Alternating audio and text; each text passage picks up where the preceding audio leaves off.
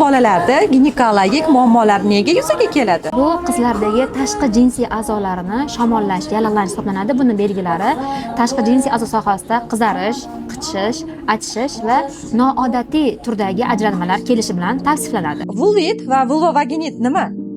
Bu qizlardagi tashqi jinsiy a'zolarini shamollash, yallig'lanish hisoblanadi. Buni belgilari tashqi jinsiy a'zo sohasida qizarish, qichishish, achishish va noodatiy turdagi ajralmalar kelishi bilan tavsiflanadi. Qiz bolalarda tuxumdon kissasi bo'lishi mumkinmi? Bo'lishi mumkin. Juda ham zo'r savol. Ko'pincha bu chaqaloqlik davrida ham yoki o'smir qizlarda ham uchrashi mumkin va ko'p uchrab turadi. Qorindagi simirlovchi og'riqlar har doim ham gijja invaziyalardan emas, balki kissalardan ham bo'lishi mumkin. Bunday holatni e'tiborsiz qoldirish kerak emas. Kechikkan balog'at nima?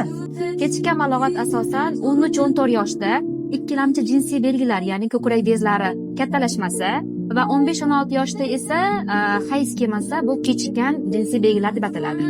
Hayz davridagi kuchli og'riqlar bu normalmi? Kuchli og'riqlar bu norma emas. Bu asosan gormonal o'zgarishlardan, bachadonning noto'g'ri joylashuvidan, chanoq sohasidagi jinsiy a'zolardagi kuchli yallig'lanishlardan bo'lishi mumkin. Bunday holatda shifokorga murojaat qilish kerak.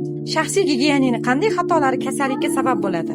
Birinchi navbatda orqadan oldinga qarab tahorat qilish. Chunki bunda orqa ichak tarkibida bo'ladigan infeksiyalar jinsiy yo'llarga, siydik yo'li, qin sohasiga o'tib qolishi mumkin va bunda qinni mikroflorasini buzadi va quruqlik hamda infeksiyalanishga olib keladi.